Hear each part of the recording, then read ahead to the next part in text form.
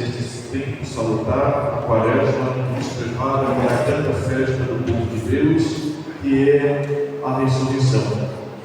Este domingo, a liturgia nos fala sobre fé e vocação. Temos nesta dimensão o patriarca Abraão, que vivia com o seu povo, com a sua terra, mas tinha um grande anseio no seu coração: ter prosperidade e ter descendência. E humanamente falando, não tinha mais o que fazer, porque já estava com idade avançada. Como ia constituir família numerosa e como ia ter prosperidade, porque as forças vitais já estavam deixando. Então Deus aparece para Abraão e lhe faz a promessa.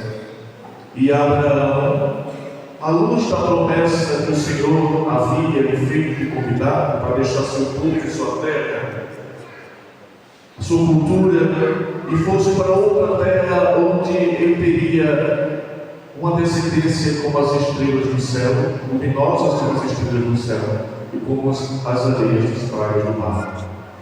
E ele acreditou. Para Deus, tudo é possível. E ele acreditou. E Deus abençoou aquele homem pela santa obediência, pela fé que conduzia as promessas de Deus. E ao contemplando a figura dos patriarcas e matriarcas da igreja, quantos homens não constituíram famílias e são santos hoje no seio da igreja? São Bento, construiu a obra de patriarca, Santa Escolástica, São Francisco de Assis, São Domingos de Guzmão. Quantos homens e mulheres iluminados pela fé e pelo fogo do Espírito Santo conseguiram criar um fogo em tantos corações, em tantas culturas, levando assim a mensagem do Evangelho de Jesus, que até hoje é um convite para a humanidade nos convertermos e vivermos à luz da fé, da esperança e da caridade. Quanto nestes 2000 anos a Igreja nos tem nos seus altares a testemunha daquelas pessoas que colaboraram com a Igreja à luz da fé em Jesus e é exemplo para nós. Quantos fundadores de congregações, de comunidades também contribuem por nós como o patriarcado de alguém que à luz da fé e da espiritualidade é capaz de nos chamar para uma vida nova, um lugar novo e a revelar assim a face luminosa.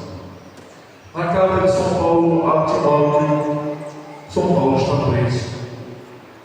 E esta notícia abalou muito a fé de Timóteo, porque Paulo estava para dar seus últimos passos e ia se martirizar.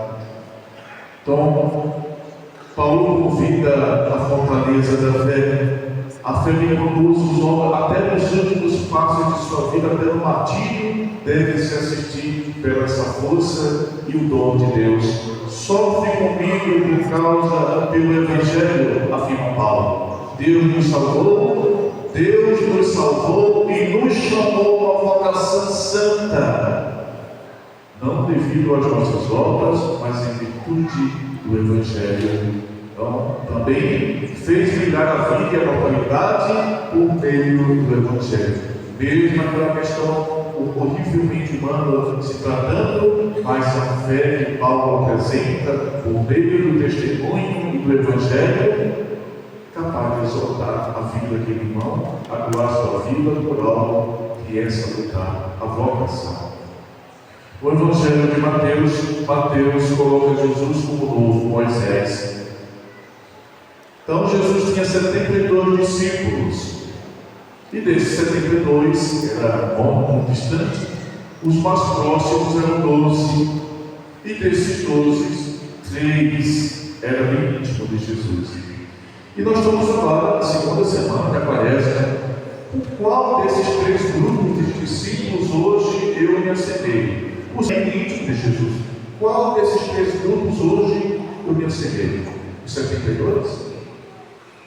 Os 12 que é bem próximo, que é bem igreja?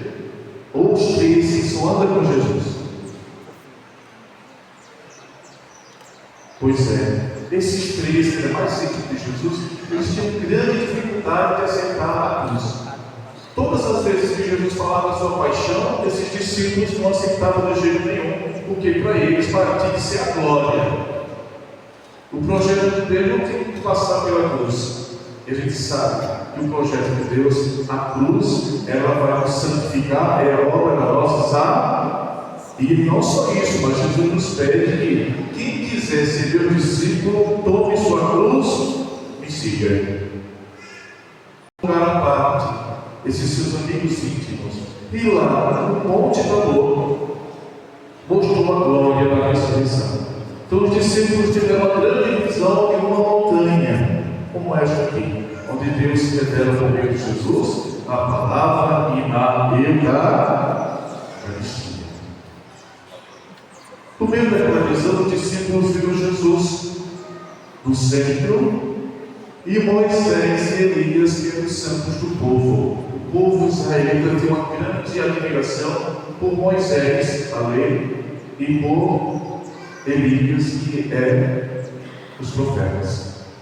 Então Jesus o centro. E hoje? Quem é o centro da tua vida hoje? Quem é o centro da família hoje? No meio daquela visão, os discípulos ficaram maravilhados, né? E na missão do Filho, Deus se revela. O seu rosto brilhava, era brilhante como a luz